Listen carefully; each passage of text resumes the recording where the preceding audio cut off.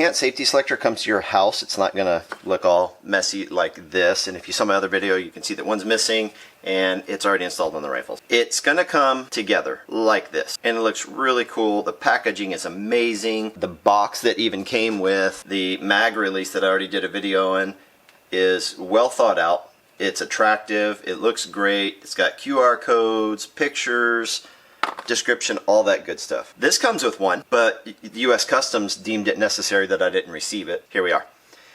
This is designed to be broken. It was not designed to come broken. US Customs did that. So to install this, you're going to break this right in half, just like that. This says R for right, and this one's got an L for left. I already did the left side.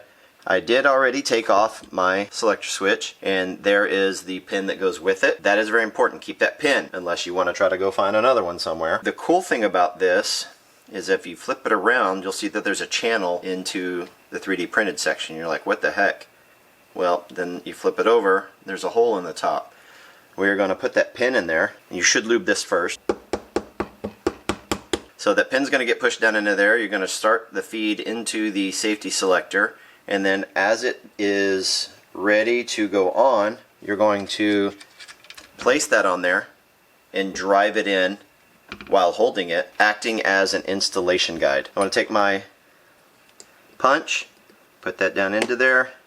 It's going to make contact with safety selector. There it goes. Alright, make sure it's lined up. I broke the other one, but upon closer inspection, it was broken from Customs. Thanks guys, appreciate it. Alright, so you want to take care not to drive it in too far, which I doubt I'm doing because I'm baby tapping this thing. Prep that so when it's time, oh, it's right there. So when it's time to go onto the actual barrel here, it goes a lot easier. And you don't have to fish for alignment. Alright, so it's basically right where it needs to be. I'm going to move all these extra parts out of the way. The pin is up and down here. Well, it goes in here. So we need to make sure it's up and down. So you're going to flip it over, place that on there, and hold it. Okay? So it's a slight juggling act. I'm going to push down, hold, tap. So the only thing I can't even say I don't like it. I can't see how far into that the pin has gone.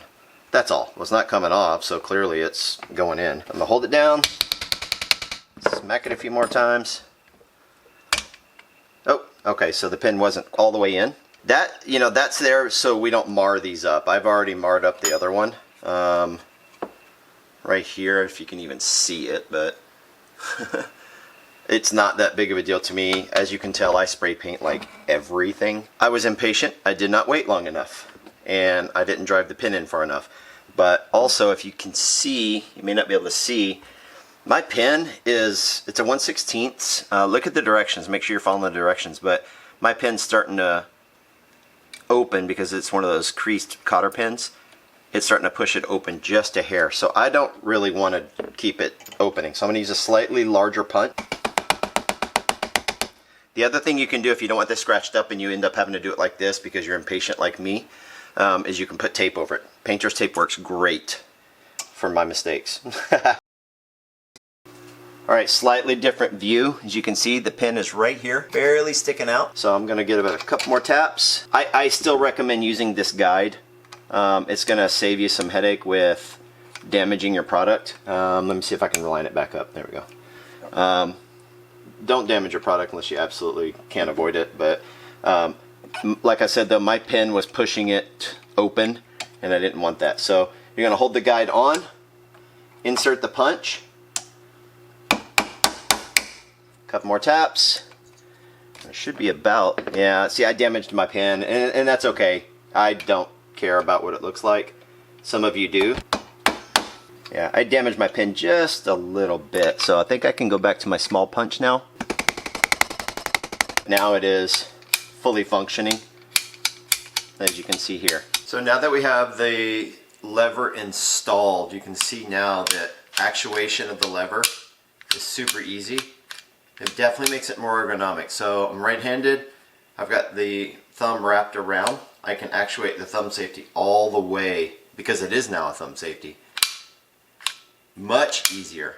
If I shoot right-handed again, but I choose to keep my hand over here, I can, and I'm going to duplicate the action here, I can do a kind of a modified thumb rest here against the safety lever, obviously on that side, and then when it's time to go back to safe, it's just a flick.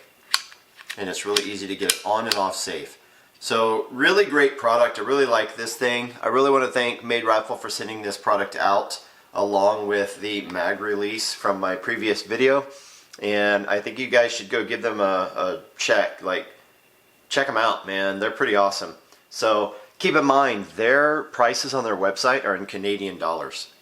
And because they're further north, and this is how science and currency works, it costs more.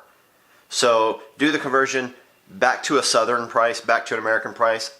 If you're in the States, I think you're going to find that the price is very appealing, and I think you're going to find that the price is right on par with other companies and other types of safety levers and mag releases and things like that. So again, thank you to Made Rifle. Y'all have a wonderful day. Stay tactical.